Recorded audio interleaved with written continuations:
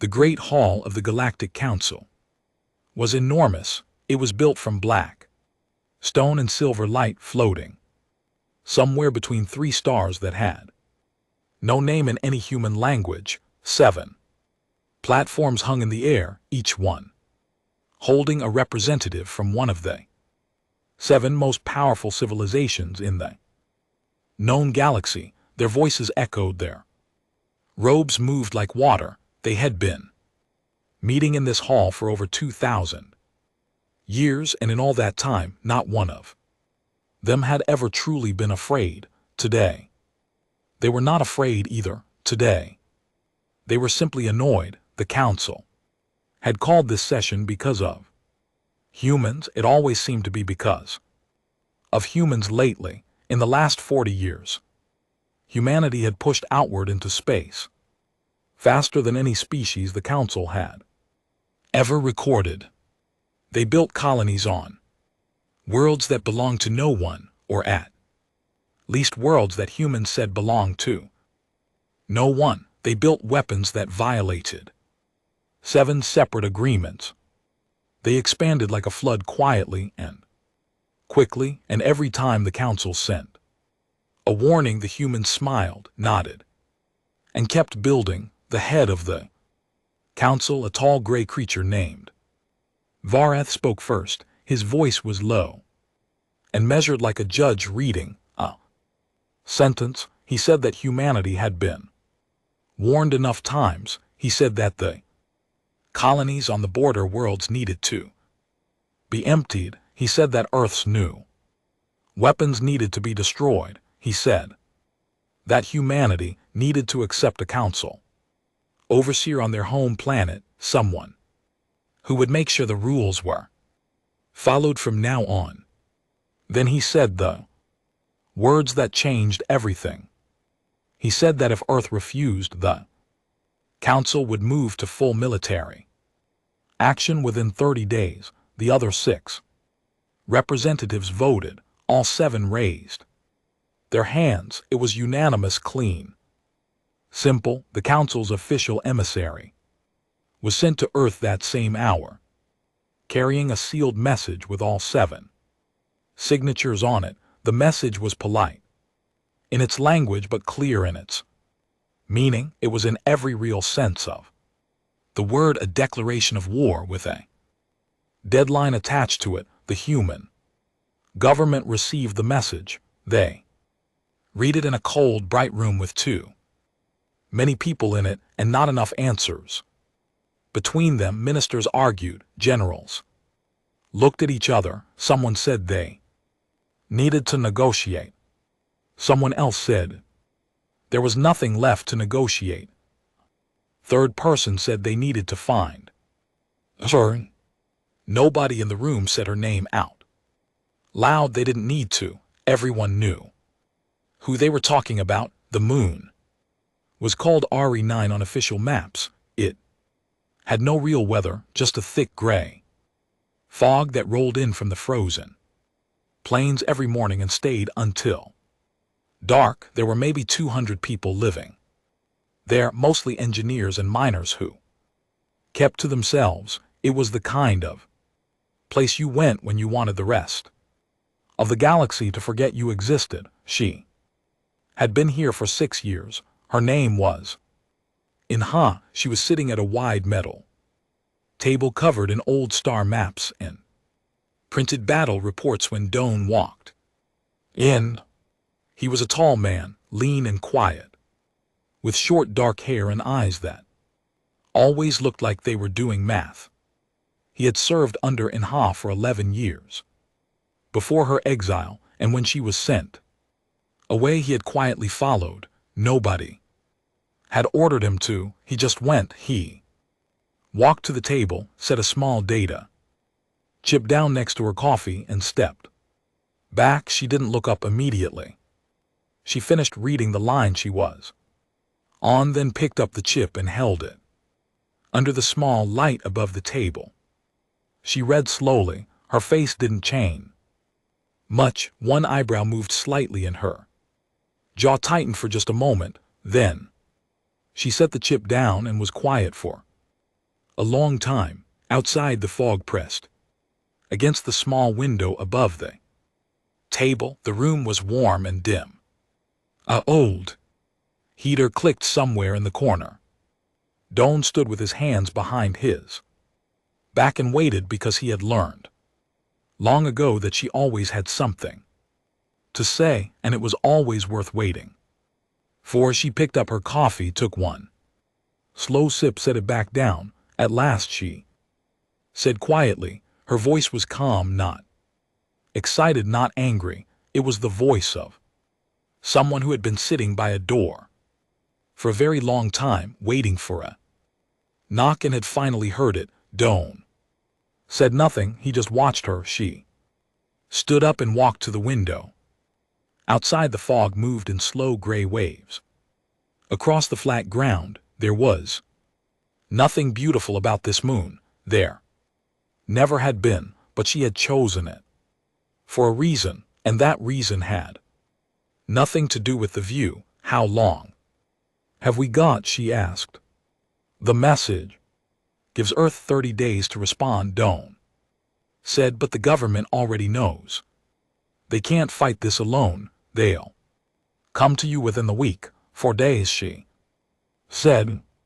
What? They'll come in 4 days, not a week. They're already scared. She turned from the window. Who are they sending? Ryan in Ha almost smiled at that. Rian was their best diplomat, sharp, fast, and clever enough to know when cleverness wasn't enough. Sending Rian meant the government was serious. It meant they had already run out of other options. She want terms? And Ha said yes. She won't like mine. No, Doan agreed. She won't. And Ha looked down at the star maps on the table. Her eyes moved across them slowly, tracing lines between systems, between fleet positions, between the things she had been building quietly in her head for 6 long years. The council had made this decision in a clean, polished hall.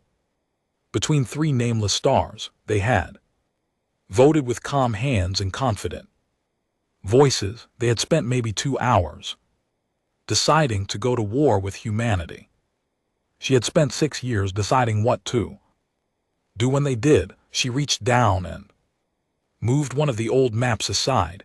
Under it was a thick document, handwritten on real paper, with a title at the top that the government had once called dangerous, irresponsible, and deeply alarming. She put her hand on it gently, like it was something she had missed.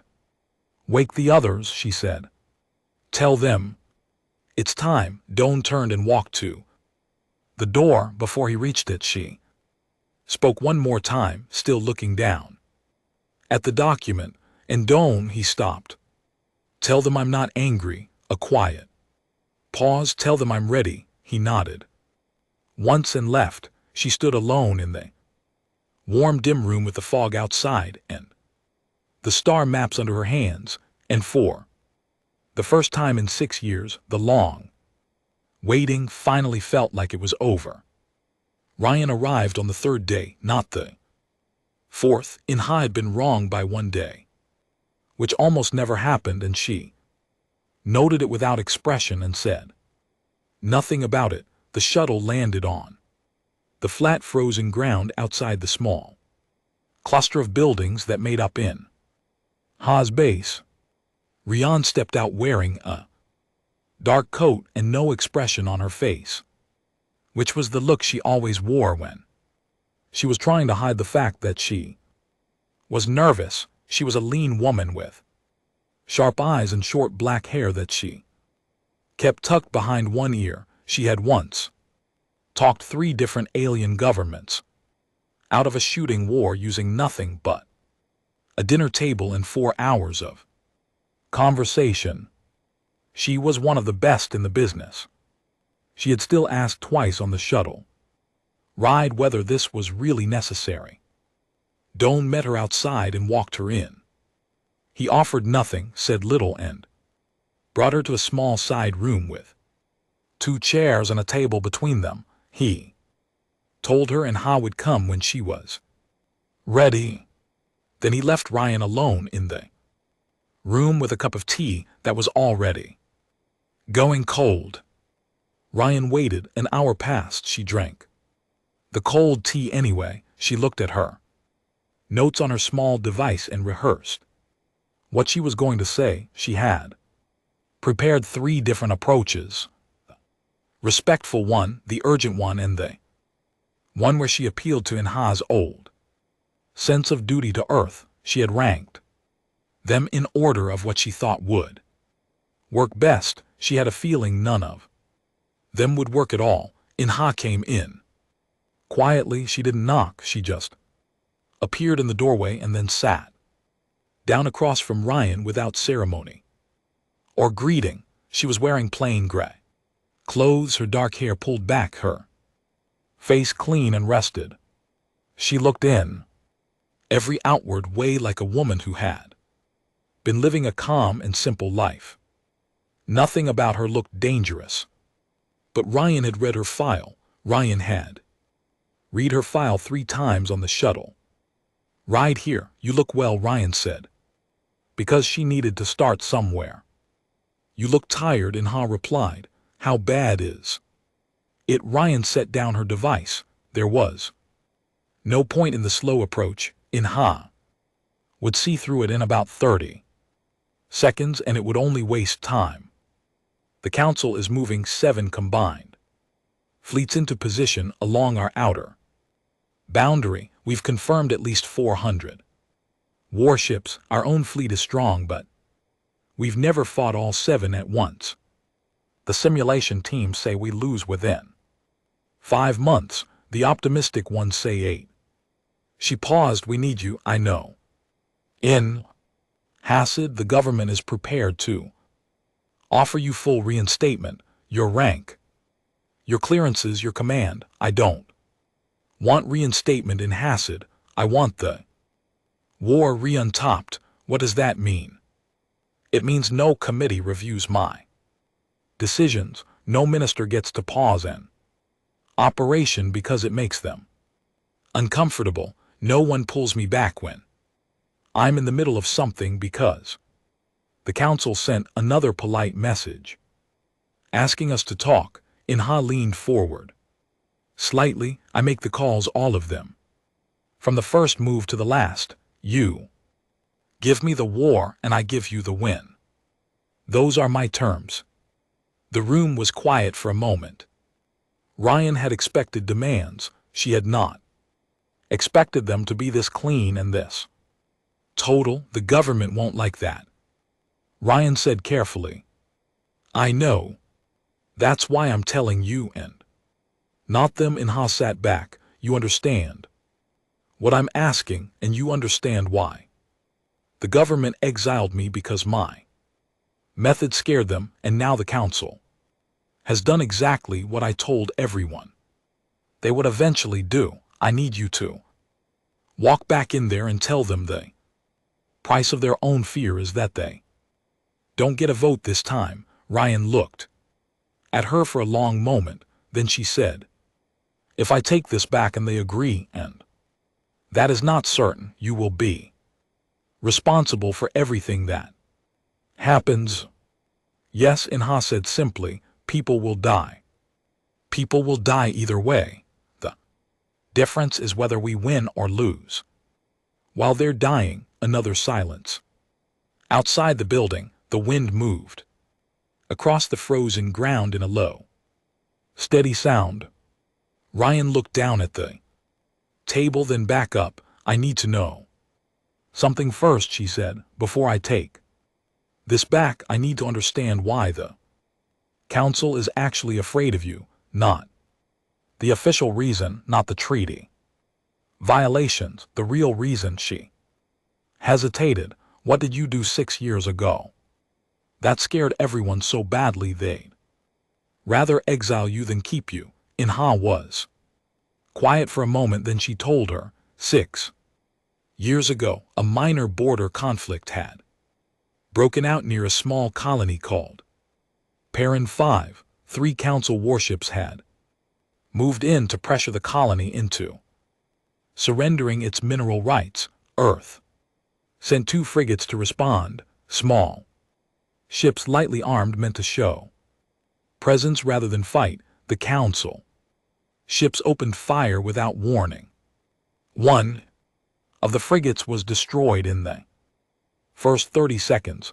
Inha had been a senior fleet commander at the time, stationed 2 systems away. She redirected her ship without orders, arrived at Perrin 5, and in 11 minutes had reverse-engineered the Council ship's own weapons grid.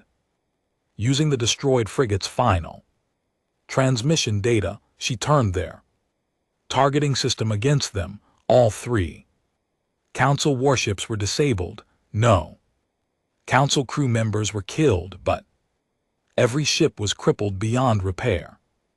After the battle, she did not file a standard incident report. She filed the Horizon Doctrine. It was a full war plan, not a defensive strategy, not a response protocol, a complete detailed plan for how humanity could end any future conflict with the Council permanently, not by destroying them but by making humanity so structurally, technologically, and strategically powerful that attacking humans would be recognized by every civilization in the galaxy as an act of suicide.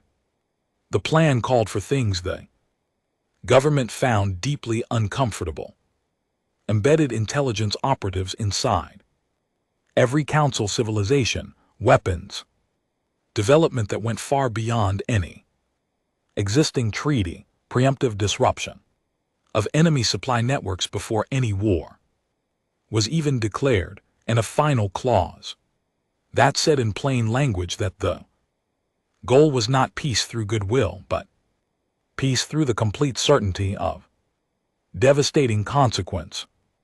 The government had read it, gone pale, called it dangerous and irresponsible, and exiled her within the week.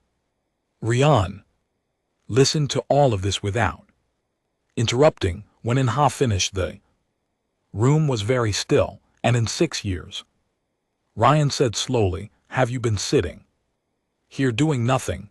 No, Inha said. Have you been building it? The doctrine. Inha looked at her steadily. Go back and tell them yes or no. I don't need anything else from you. Ryan stood up. She picked up her device, tucked it under her arm, and looked at Inha one more time. She thought about the 400 warships on the outer boundary. She thought about the simulation that said 5 months. She thought about the government sitting in that cold, bright room with no answers. I'll be back in 2 days, she said. I'll be here, Inha replied. Ryan walked out. The door closed behind her. Inha sat alone in the small room. For a while, her hands flat on the table, looking at nothing in particular. She was not nervous. She was not excited. She was the same steady, waiting thing she had been for 6 years. But the door had been knocked on, and she had finally answered. Rian came back. In 2 days, as she said she would. She walked in without the nervous look this time. She sat down, put both hands on the table, and said 4 words. They agreed all terms. Inhan nodded once, stood up, and walked out of the room. That was the end of the conversation. Within 6 hours, the small base on AI-9 changed completely. Ships that had been sitting dark and cold in the covered hangars were powered up one by one. Doan moved through the base, giving quiet instructions to people who had been waiting for this moment for a long time.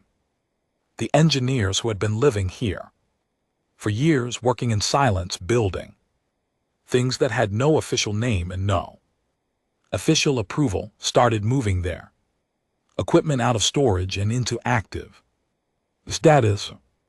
Inha stood in the largest room of the base, which had been set up as a full command space, and looked at the people. Around her, there were not many, maybe 30. In total, snorts, but they were exactly who she had chosen, and she had chosen each of them for a very specific reason.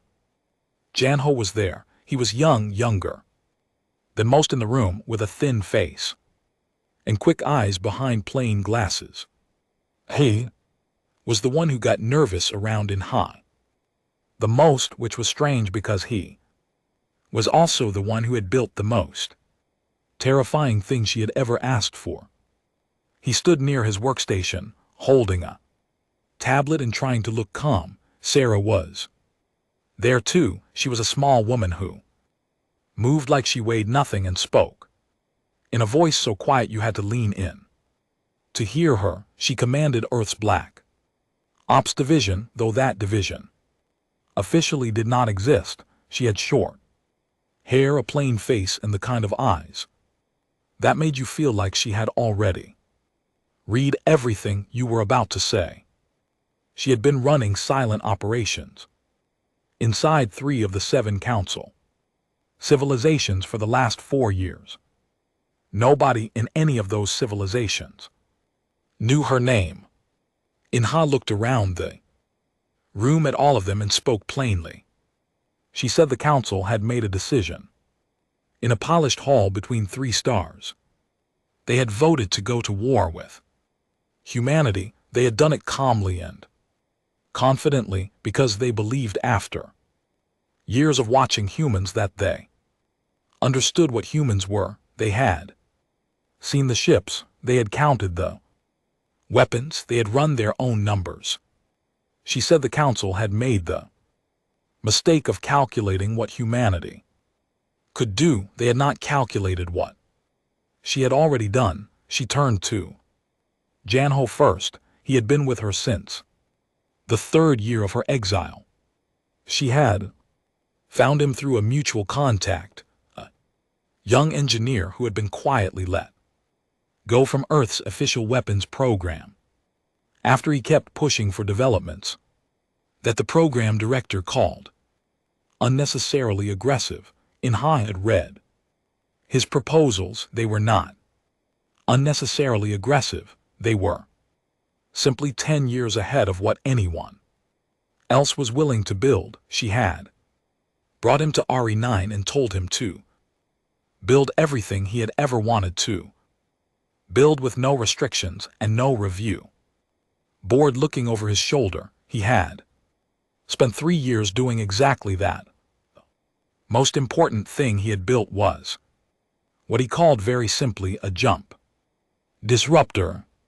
It was a device able to be mounted on any mid-sized ship that could send a targeted pulse through the fold space that faster than light travel depended on. If a fleet was mid-jump and a jump disruptor fired at the right frequency and angle, every ship in that fleet would drop out of jump simultaneously in random locations, with their systems temporarily scrambled in open space far from any fuel source.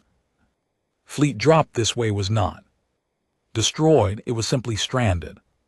Stranded fleets did not fight wars. They called for rescue ships and burned through their power trying to figure out where they were. Junho had tested the disruptor twice on unmanned ships in deep empty space where no one would notice. Both tests worked perfectly. He had told Inha the results in a flat, quiet voice, and then immediately asked if he could sit down because his legs felt strange. She had told him to sit down and then told him he had done very well. Now she stood in front of him in the command room and asked him if the production units were ready. He nodded. 20 disruptors had been built and were already loaded on ships in the hangar. She told him to prep 10 more just in case, and he went immediately back to his station. Then she turned to Sora. Sora had been working in the dark for 4 years. Her people were embedded inside 3 council civilizations, the VTH The growl and the sonori under false identities in positions close enough to power to hear things that were never meant to leave those rooms. They sent reports back through a communication chain so layered and encoded that even Ryan's intelligence division had never detected it. The information Sarah had gathered over 4 years was in simple terms extraordinary. She knew the Council's largest fleet formation, their most powerful combined force, was scheduled to make a jump through a specific corridor in neutral space within the first 2 weeks of the war. This was their plan to arrive quickly at Earth's outer boundary from an unexpected direction. The jump would take approximately 9 hours. In the middle of that jump, in the darkest and most isolated part of the route, they would be completely unreachable by anyone. That was exactly where Inha planned to strand them. Sarah also knew something else, something quieter and more useful. 3 of the 7 council civilizations had been arguing with each other behind closed doors for years over territory that had nothing to do with humans. The VTH and the Growl had a border disagreement that was old and deep and bitter. The Sonari believed that Growl had cheated them in a trade deal 14 years ago. These things had been politely set aside when the Council voted to move against humanity.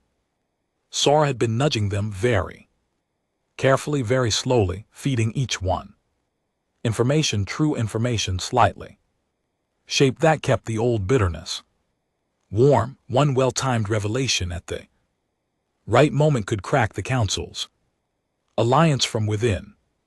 Inha looked at Sora and said, when? Sora said, week 2. Inha said, make it week 1. Sora nodded without any visible reaction and went back to her station. Dawn stood at Inha's side through all of this, watching the room organize itself with the efficiency of something that had been rehearsed many times. He had watched her build this for 6 years. He had seen the early plans on paper, then the first test results, then the slow, careful placement of people and tools in exactly the right positions. He had watched it all come together the way very long and patient construction project finally shows you the building. It was always going to be. They think they've started something, he said, quietly, standing next to her as the room worked around them. They think a lot of things, Inha said. She was looking at the star map on the main screen, her eyes moving across the Council's fleet positions, the jump corridors, the political fracture lines between civilizations. That's been their problem from the beginning. She reached forward and touched the screen, drawing a slow line between 2 points, the corridor where the Council's largest fleet would jump, and the position where 3 of Junho's disruptor ships would be waiting. They declared war, she said, more to herself than to him. They spent 2 hours deciding it. They signed their names and felt certain. She looked at the map. I've been deciding this for 6 years. She stepped back from the screen. Begin, she said. The room moved. The Council expected a slow war. That was the honest truth of it. They had studied humanity for years. They had watched how humans organized, how their military responded to pressure, how long it took their government to make decisions. They had looked at every conflict Earth had been part of and built a model that said the same thing every time. Humans were capable, humans were clever, but humans needed time. Time to mobilize, time to agree, time to stop arguing with each other long enough to actually move. The Council had 400 warships on the Boundary, they had supply lines. Stretched across 6 systems, they had a plan that was solid and reasonable and had worked against 4 other civilizations in the past 200 years. They had given Earth 30 days to respond before the first shot was fired. They did not expect anything to happen on day 4, on the 4th day of the deadline period before Earth had officially given any response at all. The Council's largest combined fleet, 260 warships from 4 different civilizations, began their long jump through the neutral corridor. The jump was 9 hours. It was the most ambitious single movement of the Council's military in decades. When it completed, the fleet would arrive at Earth's outer boundary from a direction that human sensors would not expect, cutting off 2 of Earth's main supply routes in a single stroke. On hour 5 of that 9-hour jump, every single ship in the fleet dropped out of faster than light travel at the same moment. Not one ship, not a section of the fleet, all of them, 260 warships, scattered across 300,000 km of empty, unnamed space, systems scrambled, engines cycling down, communication arrays confused and searching for signals that weren't there, 3 small ships that no one had seen, running without transponders, had already come and gone. The fleet spent the next 18 hours trying to figure out where they were. Then they spent another 12 hours trying to reach the Council for rescue coordination. By the time the Council understood what had happened, the fleet was 31 hours behind schedule and had used 40% of its fuel reserve just keeping its systems running in deep, empty space. They did not make it to Earth's outer boundary. The Council called it a technical failure at first, because the idea that humans had developed something capable of doing that quietly ahead of any declaration of war without any warning was not something their analysts were prepared to accept. It took them another day to accept it. By the time they did, Inha had already moved on to the second operation. In the 3rd week, Ryan stood in a glass-walled room on Earth and watched 2 Council diplomatic channels collapse within 6 hours of each other. The first was between the VETH and the Growl. Recording appeared, origin unclear, officially untraceable, of a high-ranking Growl commander making comments about VTH territorial rights that were deeply offensive by any standard of vet culture. The recording was authentic. It had been made 14 months ago in a private meeting, and the Growl commander had said those things because he genuinely believed them. He had just never expected anyone outside the room to hear it. SARS people had been in that room. Within 4 hours, the vet had recalled their ambassador from the Growl home world. Within 6 hours, the vet's military attaché to the Council Joint Command had quietly stopped attending coordination meetings. The second collapse was subtler. Series of financial documents appeared in the Sonori public record. Documents showing exactly how the Growl had structured the trade deal from 14 years ago, including internal notes showing that the Growl negotiators had known the deal favored them significantly and had deliberately steered the Sonori representatives away from noticing the documents were real. They had been buried in the Growl's own archive system. For over a decade, SARS people had been in that archive too. The Sonori did not recall their ambassador. What they did instead was quietly stop sharing intelligence with the Council Joint Command. They stopped contributing to the fuel redistribution that was supposed to support the stranded fleet. Rescue operation, they began having long, private conversations with their own military that they were not reporting. Upward. The Council's alliance had 7 members within 3 weeks of the wars. Beginning, 3 of those members were focused less on fighting humanity and more on watching each other on the ground, or rather in space, moved her actual military forces in a way that the Council's remaining fleet commanders found deeply disorienting. She did not mass her ships, she did not hold a line.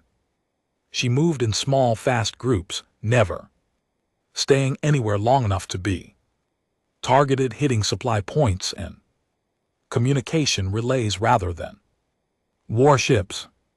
Every time a Council commander positioned their forces to respond to one threat, the threat was already gone, and 2 smaller problems had appeared somewhere else.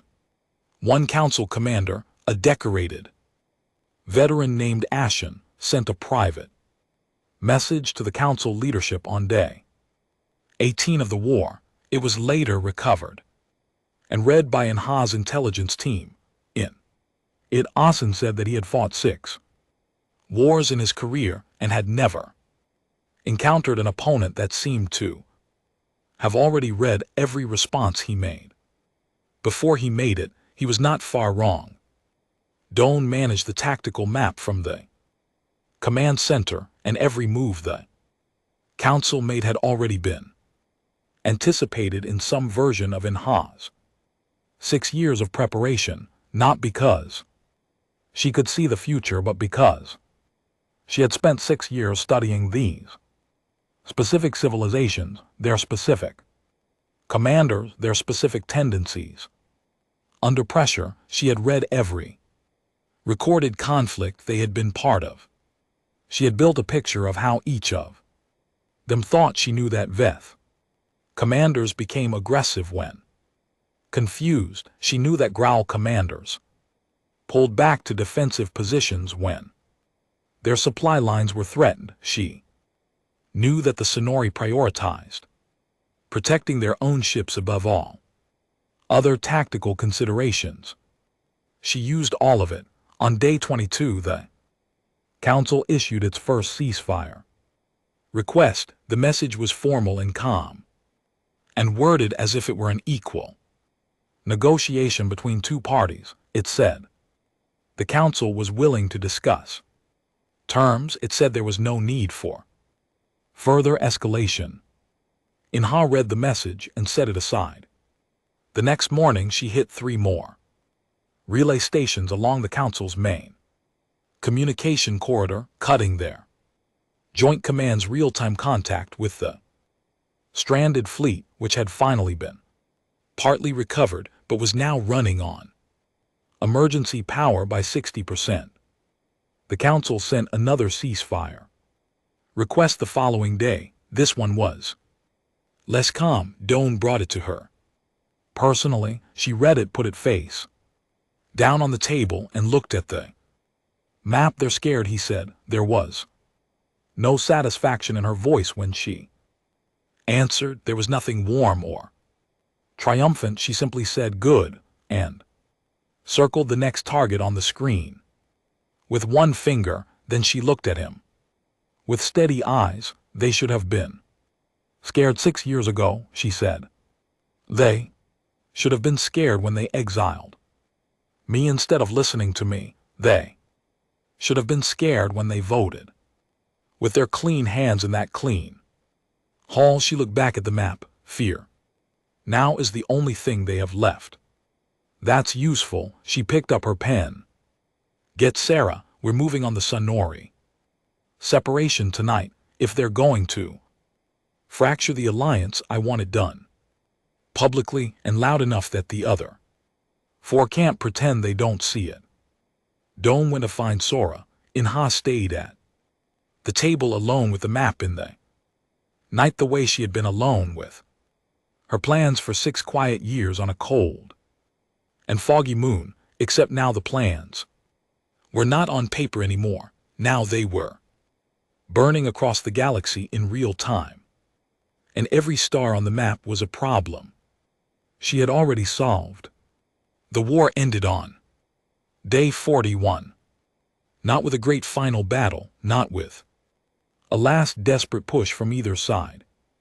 It ended the way a structure ends when you have removed enough of the supports underneath it, not with a dramatic crash but with a slow and certain collapse that everyone could see coming.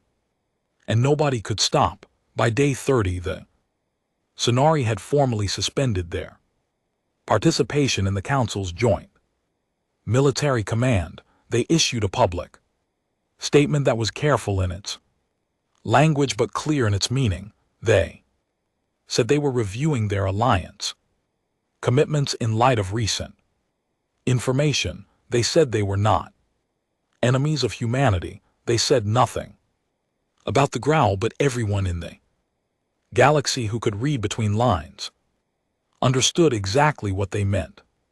By day 35, the VTH had done the same.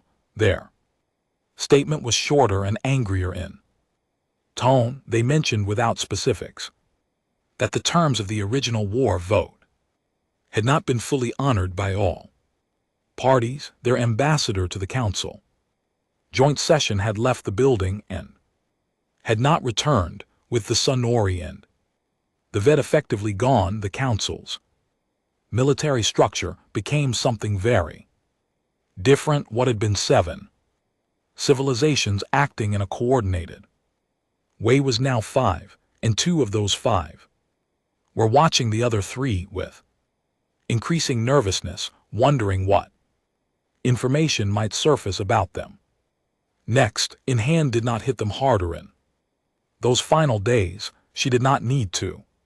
She simply kept moving, kept pressing, kept being present everywhere and settled nowhere, and let the fear and the fractures do the rest of the work. On day 40, the Council's head Voreth sent a message directly to Earth's government. It was not a ceasefire request this time. It did not use polite treaty language. It was short, and it simply asked what humanity's terms were for ending the conflict. Ryan brought the message to Inha personally. She set it on the table and watched Inha read it. They want terms, Ryan said. I know what they want, Inha said. She folded the message and set it down. Tell them to come here. Ryan blinked. Here to Ori 9. No, to the ship. Inha stood and picked up the document that had been sitting on her table for 6 years. The thick, handwritten pages of the Horizon Doctrine, worn at the edges now from being read, and sat down and read again. Tell all 7 representatives to come in person, not delegates, not junior staff. Them. Rian stared at her for a moment. Vor will object to that. Let him. Inha tucked the document under her arm and tell him that if even one representative refuses to come, I will take that as a refusal of terms and continue operations. She walked toward the door. They called a vote in that hall of theirs. I'm calling one on mine.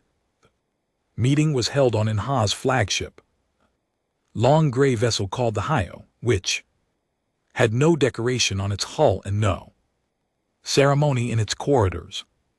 The 7 council representatives arrived by individual shuttles and were escorted by SARS people to a plain meeting room. Near the center of the ship, there were no ornate chairs, there were no refreshments, there was a long metal table, seats on both sides, and lighting that was functional, but nothing more. Voreth arrived last. He was tall and gray and still managed to carry himself with the posture of someone who was accustomed to being the most powerful being in any room. He looked at the plain walls and the metal table, and his expression shifted just slightly. The first small crack in the composure he had maintained for 41 days of losing. Inha walked in from the opposite side of the room and sat down across from him. Without speaking, for a moment no one said anything. The 7 representatives sat on one side, Inha sat on the other, with Doan to her left and Ryan to her right. The document sat on the table in front of her. Voreth spoke first. He said the council was prepared to discuss a return to the original terms: humanity, withdrawing from border worlds, submitting to some level of oversight, with guarantees of safety for all human colonies in council-adjacent space. He spoke for 4 minutes. He was composed and reasonable. He used the word mutual several times. When he finished, Inha looked at him for a moment without expression. Then she opened the document on the table and slid it across to him. These are the terms, she said. He looked down at it. He read the first page slowly, then the second. His posture changed as he read, not dramatically, but the room felt it. One of the other representatives leaned over to read alongside him, then another. The silence in the room became a different kind of silence. Var looked up. His voice was controlled, but the control was working harder than before. He said the document was not a peace agreement. He said it read more like a takeover. He said the clause requiring all 7 council civilizations to permanently share military and technological intelligence with Earth was unprecedented. He said the clause giving humanity full power on the council was not something any species had ever been given. He said the clause declaring any act of aggression toward any human target to be an act against every species under council protection was an extraordinary overreach. He said with great care that these terms were an act of domination. Inha listened to all of it. She let him finish completely, then she folded her hands on the table. 6 years ago, she said, your council called my plans dangerous. You said my methods were irresponsible.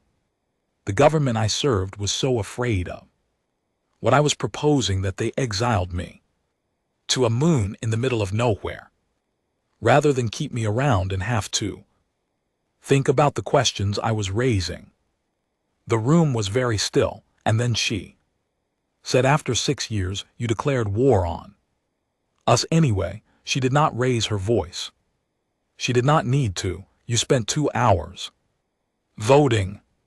You signed your names and felt certain. You pointed 400 warships at our boundary because you had calculated what we were capable of and decided the calculation was in your favor. She looked at Voreth steadily. What you did not calculate, what none of you accounted for in all your years of watching us, was what I had already done.